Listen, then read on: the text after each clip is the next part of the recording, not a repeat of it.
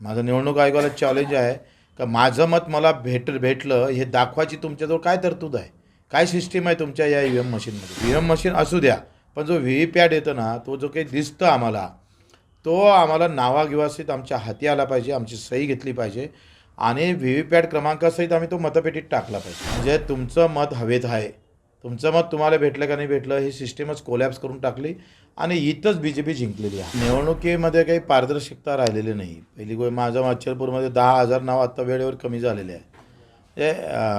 या सगळ्या घोळात हे निवडणुका होणं म्हणजे काही संभ्रम निर्माण करणारी आहे.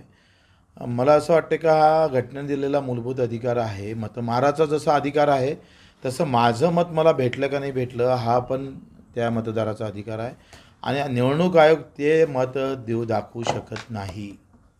माझं निवडणूक आयोगाला चॅलेंज आहे का माझं मत मला भेटलं हे दाखवायची तुमच्याजवळ काय तरतूद आहे, काय सिस्टीम आहे तुमच्या या EVM मशीनमध्ये, ते दाखवली पाहिजे.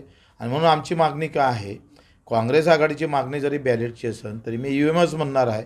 EVM मशीन असू द्या, पण जो VVPAT येतो ना, तो जो काही दिसतं आम्हाला, तो आम्हाला नावागिवासीत आमच्या हाती आला पाहिजे, आमची सही घेतली पाहिजे आणि VVPAT क्रमांकासहित आम्ही तो मतपेटीत टाकला पाहिजे. म्हणजे काय होईल, EVM मशीन पण राहील आणि VVPATच्या याच्यावर जर वाटलं तर ते मोजता येईल. म्हणजे बॅलेटची गरज नाही, बॅलेट पेपरची गरज नाही. VVPAT जो हाती येतं, म्हणजे माझं मत कुठं गेलं, काय होतं बॅलेटमध्ये, बॅलेट क्रमांक याचा, नंबर राहायचा, नाव लिहायचं, मतदान क्रमांक राहायचा आणि सही राहायची. ती आता सिस्टीम संपवली.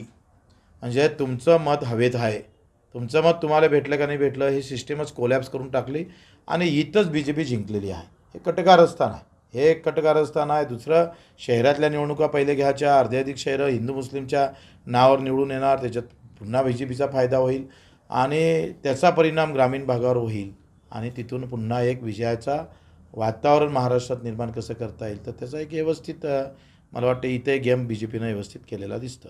जे ते एकत्र येणार का? काय झालं आहे, आम्ही मुळात आंदोलक आहे, त्याच्यानं राजकारणात फार तरबेज अजून झालो नाही, तरी एकत्र होऊन आम्ही प्रयत्न करू. आता आमचा युतीचा अजून काही आमच्या कार्यकर्त्याला विचारूनच निर्णय होईल. आत्ताच निवडणूक जाहीर झाली, आत्तापर्यंत आम्ही आंदोलनातच होतो आहे. खरं तर कार्यकर्त्यांसाठी अगोदरच तयारी करून फिरायला पाहिजे होतं, ते फिरता आलं नाही आंदोलनामुळं. तर आता सगळी बैठक घेऊन ठरवू.